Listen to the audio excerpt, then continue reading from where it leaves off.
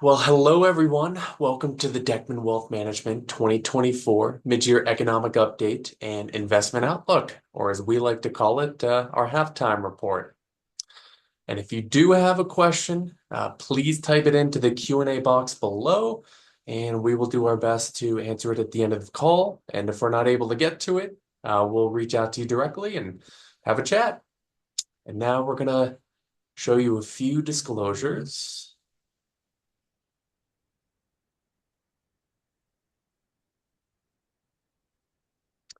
Wonderful. And here is your esteemed group of wealth advisors.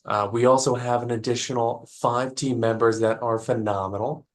And as always, you know this. If you have any questions, we're here for you. Now, for today's call, unfortunately, Jordan is under the weather. As he's lost his voice, he won't be joining us. So, of course, we send him our best and hope he gets better soon. But he does send everyone his best. So he wanted to note that. But we are very excited to share with you the agenda for the call today. We have a lot of great information to go over. The presentation is going to be about 45 minutes, and we'll have some time for Q&A at the end, like I said earlier. But we'll be recording this webinar, and then we'll share it sometime early next week. But with that, we will cover an economic update. So we'll talk about the jobs market, inflation, and then we'll go over the Federal Reserve and interest rates. It's a hot topic right now. We will answer, will stocks continue their rally? We'll also talk about current market conditions. We'll talk about bull markets, corporate earnings, different topics like that. We'll talk about the election and its historical impact on markets. And then last but not least, the one that you've all been waiting for, the best strategies for the remainder of 2024 and beyond. So with that, I will let Sam take it away. All right. Thank you for that introduction, and let's jump right in. We're going to begin by talking about the economy first. And we thought an appropriate place to begin was going over the jobs report. What we're looking at is monthly new jobs that have been added to the economy going back to 2022. And on the far right-hand side of your screen in the magenta color, we can see that in July, there were 114,000 net new jobs added. And this particular data point is a major culprit for what we have seen over the past week or so with the market experiencing more volatility. This number was far below what the market had expected in terms of new jobs added, and is also significantly below what the average was for new jobs pre-COVID. The average of new jobs pre-COVID on a monthly basis was roughly around 190,000. So the fact that July's reading was 114, which is below that average, but it was also lower than what was expected, is causing for fresh concerns about the economy as well as the stock market by some investors. And so what you can sort of see here over the past couple months on the right-hand side is a downward trend in terms of jobs added. So folks are trying to extrapolate this trend and see, okay, does this mean that there will be more jobs lost than jobs added over the months to come? But this is a main culprit for what we saw in the market, over the past couple of weeks and last week in particular. So wanted to begin with this. We do think that jobs should continue to be positive for the next few months. We're not expecting this to go negative here in the short term. What had been the dominant story in the market over the last 3+ years was inflation. And you can see here, going back to 2021, the path that inflation has taken to where we are now. Inflation had peaked at over 9% in the summer of 2022. And thankfully, since then, we've seen inflation slowly but steadily move downward. Now, a lot of folks have been greatly impacted by this, mostly all in a negative way. And so it's caused a lot of frustration as your expenses at the grocery store, your auto insurance, home insurance, quite frankly, everything has gone up pretty significantly.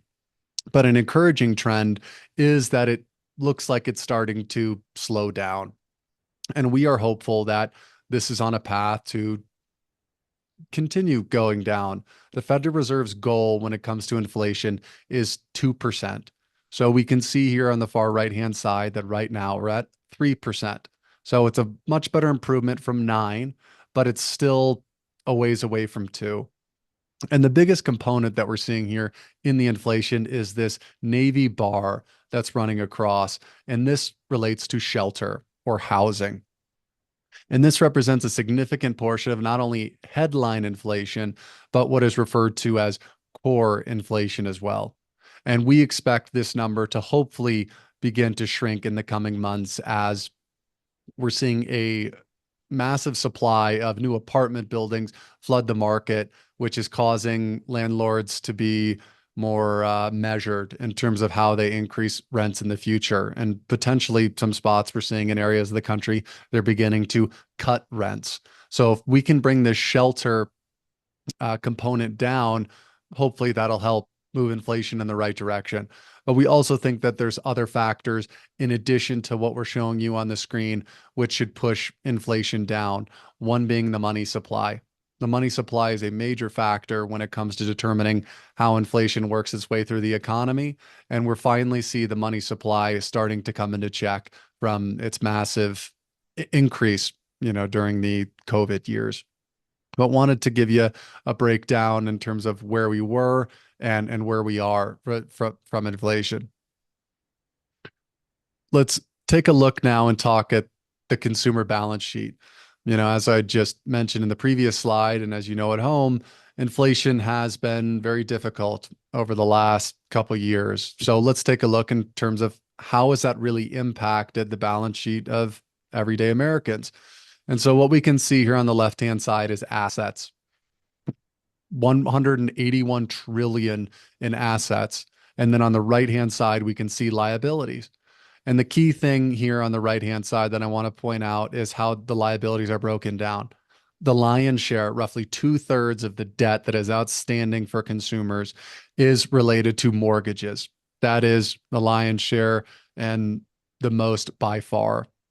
And then above it, you can see the other debts, student debt, auto loans, revolving, which is credit card debts, and things of that like. Now, before I go to the next slide, again, just want to emphasize how important mortgages are when it comes to debt payments and the real importance on the liability side. So now we're looking at the amount of debts that have entered their delinquency period. So they haven't made their required payments for 30 plus days. And as I just shared, the mortgages is by far 2/3, the biggest component of that. So the mortgages is this mustard color that we see weaving throughout the screen. And this goes back to 2003, and then we could see it through the first quarter of this year. And if we trace this mustard color line throughout, we can see that towards the end of the dot-com bubble, it was just a little bit below 6, and then it really spiked up during the great financial crisis to almost 12%. And then we've seen a steady, slow decrease all the way back down until a low, which was during the forbearance period of COVID.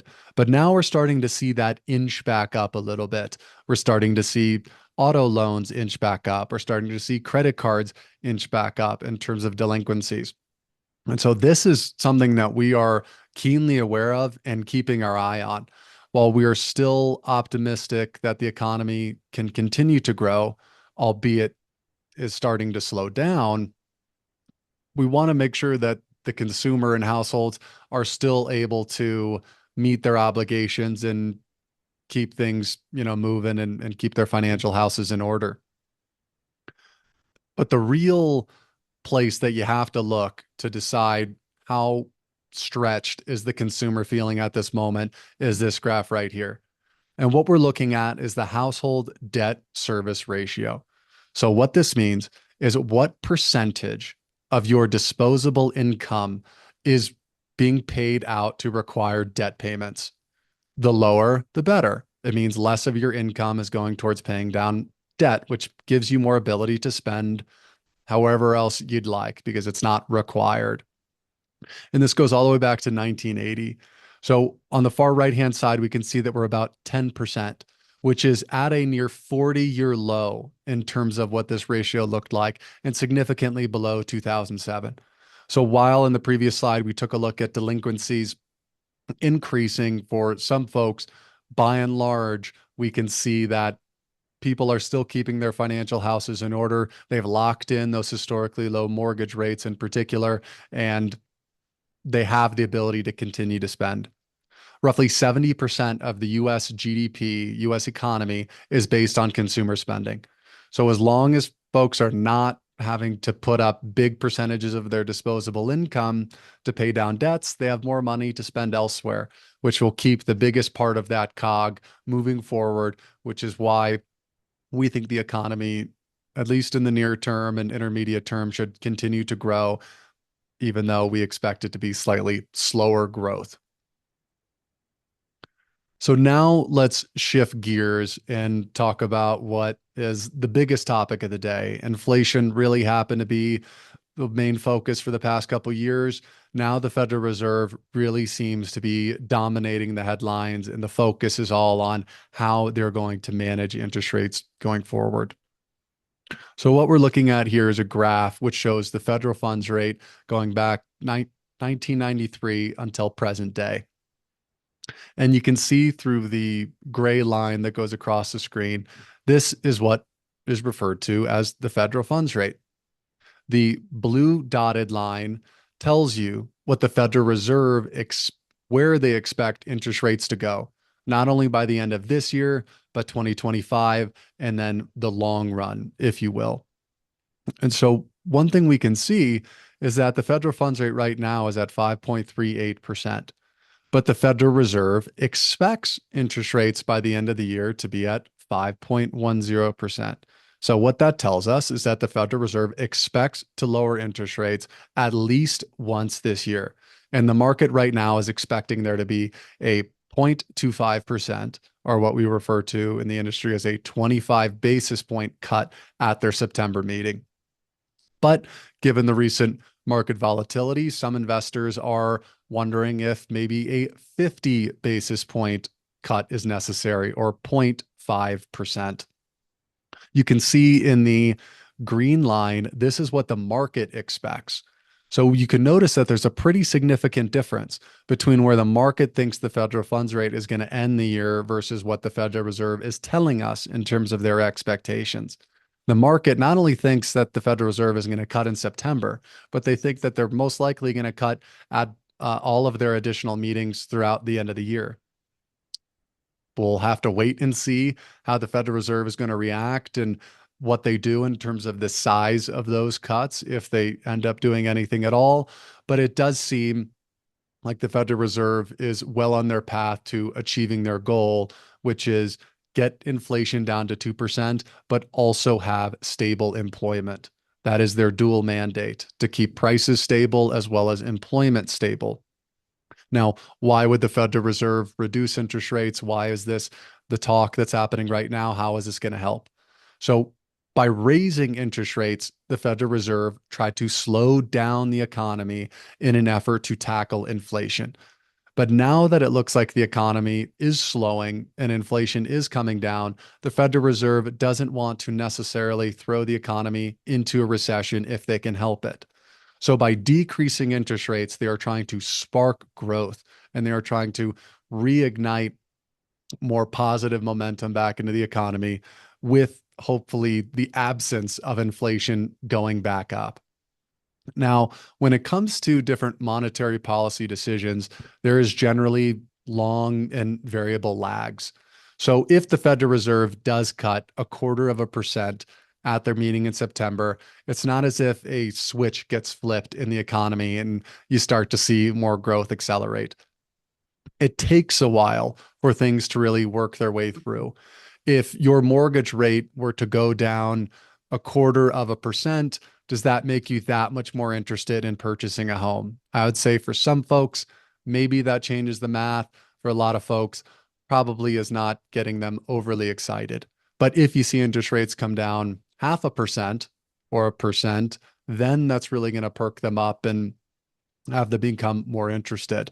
And so the Federal Reserve needs to get out in front of this before inflation gets down to 2%, because if they wait until we get all the way there, then it could potentially be a little too late for them to make a quick course correction and have that properly work its way through the economy.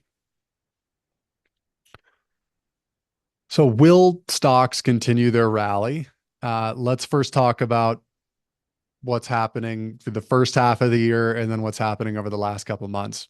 For the first 6, 7 months of the year, the stock market has done incredibly well, led by what is referred to as the Magnificent Seven. These, by and large, are seven large tech companies: NVIDIA, Apple, Amazon, Microsoft, and the list goes on. And while they have done spectacularly well, not only from a stock market performance standpoint, but their earnings continue to grow. What we've seen over the last few weeks is a jolt back to reality, if you will. For the first 7 months of the year, and we'll go over a couple slides in a moment, things have been very calm or not as volatile as what historically has what we've experienced. And so I think seeing a sudden downturn over the last, couple weeks has really been awakening folks from what I'll call sort of sleepy, paradise-like conditions. The Nasdaq in particular, which is a tech stock index, had a correction of over 10%. The S&P 500 was down somewhere in the neighborhood of 5, 6-ish%, which is perfectly normal, which we're going to be going over here in a second. And since that downturn, we've seen the last 2 days, the market bounce back and be positive again. We view this as normal volatility. We do not think that this is the beginning of the end of this bull market. We do not think that we are headed towards a recession in the near term or intermediate term future. Now, that is not to say stocks might not go down further from here, but we do not think that we are in store for a protracted decline. We think that this is just one of the minor and many obstacles that ultimately present themselves. So let's talk about some of the things that are positive that are happening right now, which give us encouragement that we still have room to run. On the left-hand side, we're looking at forward earning expectations for companies of the S&P 500. So earnings is another way to say profits. Now, historically, the more profitable a company becomes, the higher earnings they have. You generally see that reflected in the stock price over the long term. And intuitively, that makes sense.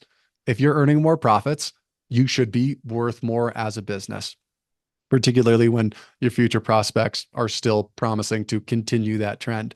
And so over the short term, you see stocks fluctuate very wildly. But if we look at the right-hand side of that chart, we can see that they just continue to go up and up. And analysts do expect that over the next 12 months that we should keep hitting records in terms of what the earnings look like, which gives us one data point to really determine and really make sense of the fact of where valuations are right now. That by and large, we do think earnings justify why the market is, not at this moment, but pretty darn near close to all-time highs. And on the right-hand side, we're looking at profit margins. And so on the left-hand side, this is more of a aggregate figure in terms of total profits. The right-hand side shows you efficiency to generate those profits, if you will. And we can see, throughout this dip here, which occurred at some point in 2023, that profit margins are back on the way up too. So not only from a pure, aggregate level, profits are going up, but companies are also becoming more profitable from a margin standpoint, which is very encouraging.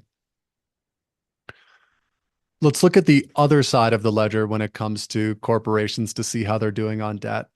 And what this graph shows us is the debt as a percentage of equity going back to the 40s up until present day. And we can see that this, for the most part, been a slow, steady decline. So not only are companies making more than they ever have, they have less debt as a percentage of their overall equity that we've quite frankly ever seen, at least as this chart's concerned, going back, what, roughly 80-ish years. And so we do think that corporations, by and large, are in a healthy spot, just like we think that by and large, the consumer is still in a good spot at this moment. So bull markets last a lot longer than many people think, and they do not die because of old age. When we go back, again, this is to the 40s, we find that the average bull market, which just means up market, generally lasts 61 months. That means it's over 5 years on average. And if we look here on the far right-hand data point, we can see that the current bear market that we're in is not even 2 full years old. And so, historically speaking, we still have a lot more to run just based on that average. And so, just wanted to illustrate that sometimes you can have these bull markets last for an incredibly long period of time.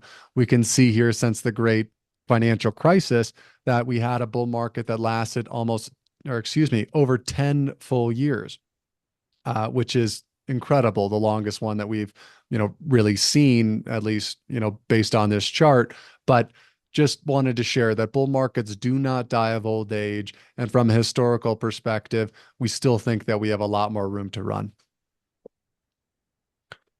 Now, I alluded to this chart earlier, but this is one that shows the volatility, particularly of the S&P 500. Each of these bars represent the number of days that the index moved greater than 1%, either up or down.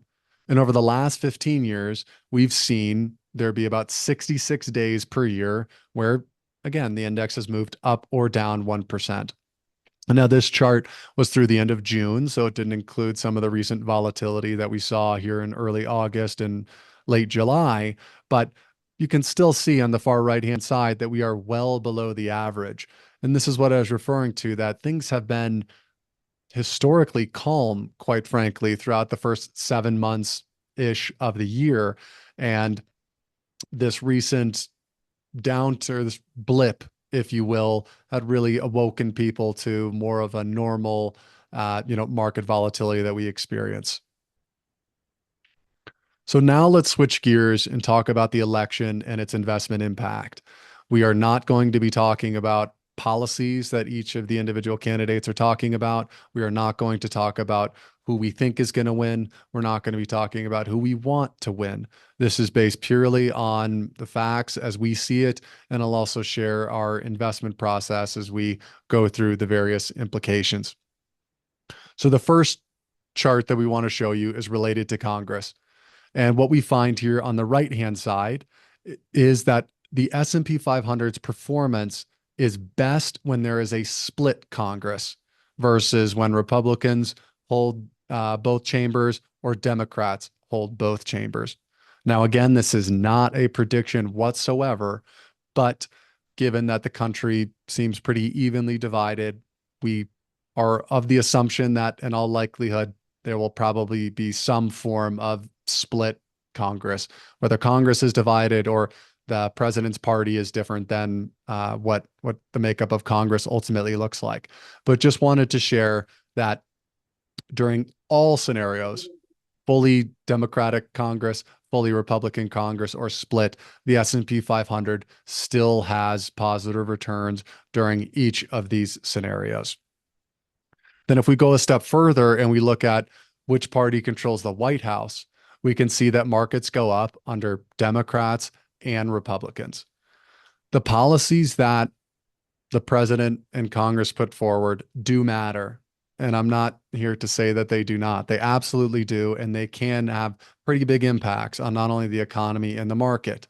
However, the smartest people in the entire world come to the United States to build the best companies in the world.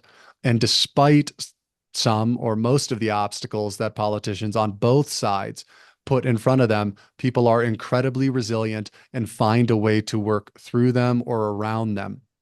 And so what you can see here in the chart is through both, again, Republicans and Democrats, the market continues its upward climb. And so while there's a lot of, I'll say, vitriol on both sides on social media, on the news, on the radio about a doomsday scenario if the other side wins. We are here and can confidently say that no matter who wins in November, we're still confident that the world is going to continue spinning. Things are going to continue moving forward. We're still as confident as ever in the fact that, again, the best companies in the entire world are still based here in this country. We still attract the smartest and best talent to this country, and that fundamental it is not going to change no matter who ultimately wins in November. Now, in terms of the investment implications, we are not going to be making any changes in the lead up to the election. We're not going to try and anticipate who might win because it's incredibly difficult to do so. We will not be making changes immediately afterward. A lot is set on the campaign trail, and we want to know who's going to be in the White House, who's going to be in Congress, and then what their priorities become. Once you understand the priorities, then we can get a better sense of, okay, what is realistic in terms of getting passed? What reforms, what changes are actually going to weave its way through the economy and through the market? And then at that point, we will take a look to determine if we need to make any adjustments. So now let's switch gears and talk about some strategies that we want to focus on right now. Given the current market conditions, there's three areas that we are keenly aware of and focusing on. One is large cap value stocks. Stocks can really be broken up into a lot of different ways, but one way to determine them is by value or growth. I'd mentioned the Magnificent Seven stocks earlier and how they've done pretty spectacularly well, not only in 2023, but also in 2024. They are by and large mostly considered growth stocks. And so right now, we think that large cap value stocks present a great opportunity. They have really been left behind, if you will, or lagged behind their growth peers. And we think that given the current market conditions, this is an area that is very interesting to us. Now, another way to define these companies is ones that pay dividends or grow dividends, or brand name blue chip is another way that a lot of these are described. The second area that we're focused on is small cap stocks. So another way that you could break up stocks is by their size. The largest stocks are referred to as large cap or capitalization. The medium size are referred to as mid caps, and the small stocks are referred to as small caps. And the reason why we think that small caps could be poised for a big rebound is because a lot of the stocks in this index, or excuse me, a lot of the companies in the index have floating rate debt. And so if the Federal Reserve lowers interest rates at their September meeting and they continue lowering them, pretty substantially, not only from what the market expects, but also the Federal Reserve expects over the next year or two, we think that they are going to be huge benefactors of that. I had mentioned that it takes a while for monetary policy to weave its way through the economy, but this would not be the case when it comes to small cap stocks and their floating rate debt. When the Federal Reserve lowers the interest rate, they're going to feel immediate relief from that. And if it comes down significantly, then they will again feel an even bigger outsize impact. And so if they can keep their business on the same trajectory, but their now debt payments come down exponentially, they become a lot more profitable. And so this is an area that we're very interested in. And the third area that we're still focusing on is high quality bonds, an area that we've been talking about for years now, and one that is still, we think, a great opportunity is United States Treasury bills, are referred to as T-bills from short. These are backed by the United States government. They are liquid. They are tax advantaged, and it's really a great place to be if you have money on the sidelines and want to get it working for you a little bit better than a savings account. And we think now is a particularly important time to get the money that's on the sidelines in cash to work. And if you want to remain more conservative, let's lock in those T-bill rates before the Federal Reserve starts to lower interest rates. Another area of the high quality bond spectrum is both short term as well as intermediate term high quality bonds. If the Federal Reserve begins to lower interest rates, which again is the expectation, we think that these two areas are really going to benefit from that as well. So there's a lot of positives that we're taking a look at, and a lot of opportunities that we want to take advantage of. And so this is a chart which backs up some of the comments I was making related to the large cap value as well as the small cap stocks. So the light blue bars show the earnings growth, if you will, for small cap stocks through the end of 24, 25, and 26. And you can see that the expectation for earnings growth for small caps actually exceeds that of the large capitalization stocks. And it's the earnings and the path of earnings uh, in terms of the future, which is how investments are really made. So this is just to back up with a chart, some of the comments I was making earlier.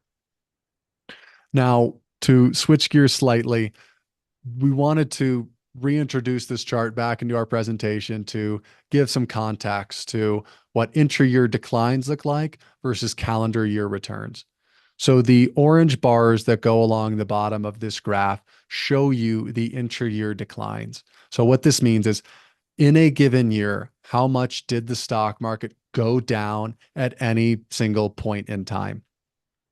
And over this 40 plus year period, the average annual decline of the stock market is 14%. Meanwhile, the stock market finished positive 10% on average. So even when things are going well, which you can see in the vast majority of years they do, roughly 75% of the time the market's positive, it is not without hurdles or obstacles or blips or bumps along the road. Not everything is perfectly up. You can see quite often how often we get these dramatic falls. And historically speaking, whenever we get these pullbacks, whenever we get these bumps, most of the time, in fact, almost all the time, it's presented as a really great buying opportunity. So just wanted to illustrate just how frequent these happen and what this actually feels like and looks like on a yearly basis. So if the Federal Reserve begins to cut interest rates, how has the market reacted historically? And so on the right-hand side, what we're looking at is the average return of the S&P 500 when the Federal Reserve has cut interest rates by 1% or more. And what we find is that on average, the stock market is up over 16% over the next 12 months. We can see in the bar to the left of that periods when interest rates either moved up or down by 1%. And it went up 11% during that period. And on the far left-hand side, we can see what happens when interest rates go up by greater than 1%. So this is another reason for some optimism that if the Federal Reserve does begin cutting interest rates, that could mean that stocks are in store for continued growth. Now, how is a 60-40 portfolio done over time? That's 60% stocks, 40% bonds. And on the far right-hand side of the screen, which is really the most important takeaway from this chart, is that in 100% of cases, going back to 1926 or roughly 100 years, an S&P, excuse me, a 60-40 portfolio has been positive. So let me say that again. In all 10-year periods over the last 100 years, a 60-40 portfolio has been positive. If we look at every 5-year term, going back almost 100 years, about 95% of the time it is positive. So while diversification may not always feel great, it may not always feel like you're in the best spot in the market, it is incredibly important, particularly when you're talking about preserving what you have and even allowing for some growth, especially as you're in retirement and pulling funds from the portfolio. So this is another chart, again, just to illustrate what volatility looks like. And ultimately, it's the toll that we pay when we invest.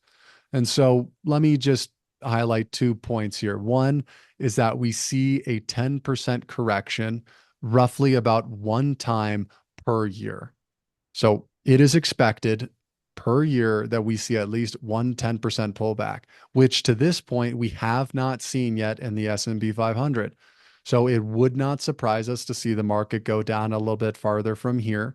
But again, we are not of the opinion that this is the start of a new, bear market or the start of a recession. And then to the right of that, 15% downs, they happen about they happen once every 1.5 years. And so again, they do happen fairly regularly. They are expected. We know that we're going to experience them along the way to success. This last chart here that we wanted to show you really illustrates perfectly the need for diversification as well as the difficulty when it comes to picking individual stocks. So on the left-hand side, this shows us the mean cumulative return of all stocks that have ever traded in the United States going back roughly 100 years. So over 29,000 stocks on the and the reason why this number is so high here on the left is due to some outliers. And I'd say in society and just life, that's generally how it works. There's a couple outliers that have done exponentially well that have pulled up all boats. On the right-hand side, we're looking at the median cumulative return, again, of all stocks that have traded over the last 100 years. So the way you find the median is you stack up the worst performers all the way up to the best performers. And you go right in the middle of that line. And in the middle of that line, that is where you find the median value. And we can see that the median stock performance is down 8% over its entire lifetime. So let me use this number in a couple different ways. 50% of the stocks that have ever traded on US stock exchanges have been worse than 8%. 50% of all stocks that have ever traded have been worse than 8%. And if we were to try and take this number to just see which ones have been, negative at all, so less than zero, my assumption is this probably would be somewhere around 70-ish percent. So roughly 70-ish percent of the stocks that have ever traded in the stock market have had negative total returns, which is why it is so difficult to try and successfully pick individual stocks, not only outperform the stock market over time, but quite frankly, just generate any sort of positive return. Which is why at Dechtman Wealth Management, we are huge believers in diversified, balanced portfolios. And that's what you see here in your portfolios. So now let's wrap up by talking about a couple important reminders. One, please schedule a review consultation to get together. We want to talk with you, want to know if there's been a change in your goals or situation. We also want to give you an update on how your portfolio is doing and adjustments that we want to make specifically for you. The second one is putting cash to work. If you have money that's sitting in the bank that you want to remain conservative, that's great. But instead of earning 0.01%, let's at least get that into a treasury bill where you're earning anywhere from 4.5 to 5%. And again, that is backed by the US government. And the third point, and this is going to be incredibly important to remember over the next 90-ish days, is do not let the election get in the way of your investments. You might have a preference on which party you think is going to win, but that does not necessarily correlate in how the stock market or how the economy is going to perform. There are many variables at stake. And so don't get too carried away in terms of thinking that it's going to be a doomsday scenario if your particular candidate or party does not end up winning. So now I'm going to take a quick pause while we let everyone type in questions. There is a Q&A box in the bottom of your screen with the icon. We have received a couple already, but maybe we'll give folks just a couple seconds here to type in any questions that they have before we start jumping into it.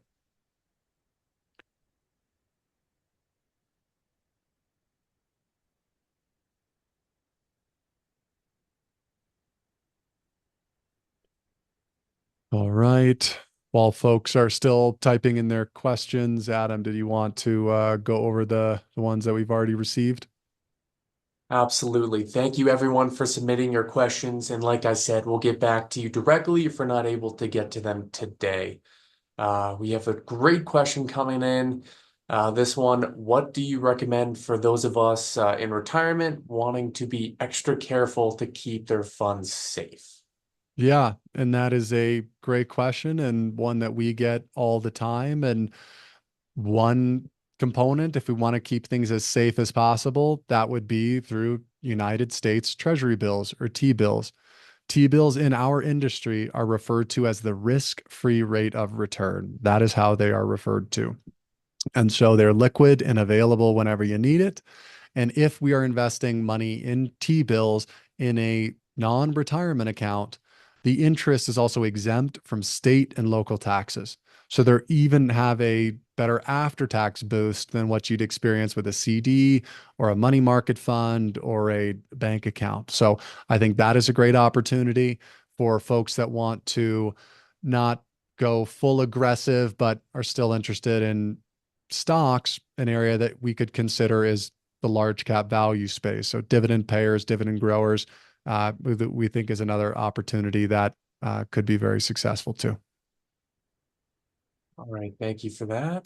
And looks like we have another question coming up here. Let's take a look. All right, looks like we've already covered this, but if you don't mind sharing a few additional thoughts, Sam, Mhm. looks like now is a crazy time. Is this volatility normal? Yeah. And so, in terms of where we're at with volatility, yes, this is perfectly normal. And in fact, I would say that we're experiencing a particularly calm period when it comes to the market. Uh, Historically speaking, we would expect more days of over 1%, and we would have expected more drop downs of over 5 or even that 10% that we see on average. And so, what we're experiencing is perfectly normal. The path to success is not a straight line upward. There are bumps along the road. Sometimes you go down to, go forward again. And so we are not worried by what we've seen, here lately. Now, of course, we're keeping an eye on those risks that we spent some time talking about, but we're still very confident. Wonderful. Okay. And it looks like we're coming up to the end of our time, but let's hit this last question, and it's on a lot of our minds. Been a very hot topic. Let's see. It is, will AI impact my portfolio? Artificial intelligence. Yeah. And so, in terms of AI, it's an incredibly exciting area that we think over time is going to likely transform the workplace and potentially society. We are of the opinion that there are far more positives that will hopefully come from this than negatives. And so there are companies that are already a part of your portfolios that you are invested in this wave, directly and indirectly. So a direct company would be an example, would be NVIDIA. NVIDIA produces the chips that are required to run these AI programs. And NVIDIA has roughly an 80% market share, at least based on industry expectations, of supplying that. So NVIDIA has had an incredible increase here in the last 2 years. And so, as a part of your portfolios, quite frankly, you already have some investment in NVIDIA. And then indirectly, you have investment in AI through the companies that are using these chips to work with AI to lower costs and become more efficient and push things forward. And so, as companies are becoming more efficient in lowering their costs, those cost savings are again going to be pushed onto you, which we hope ultimately results in lower inflation in the future. So as AI works itself, which again, we don't think is going to be immediate, but over the next couple of years, we do think that AI should hopefully be deflationary. Now, another question that we see here is comparing a CD to a treasury bill, advantages, disadvantages. So I'll talk about this one, and then all these other questions we'll just have to mark down and we'll get back to you after today's presentation. So when it comes to a CD, let's give the example where you buy one that's 12 months. And let's say you need the money in 6 months. Well, if you want to withdraw all those funds, the bank is going to penalize you. They will penalize you about 3 to 4 months of interest if you want your money back. And the interest that you had earned along the way is taxed both federal, state, and local. Compared to a treasury bill, let's say you bought a 12-month treasury bill and you need it in 6 months, there is no penalty to when you withdraw. We end up selling the treasury bill and you get the value that it is on that day. But in the meantime, as it was earning interest, that interest is exempt from state and local taxes. And then lastly, but most importantly, the United States Treasury bill is the safest investment in the entire world. And so on an apples to apples comparison, we prefer T-bills significantly over what you ultimately get from a CD. And so we'll end on that and say thank you very much to everyone who attended today's call. Thank you for all those great questions. We are very fortunate and grateful to have you as our clients. We really appreciate that and look forward to talking with everyone soon. Bye Thank bye. you, everyone.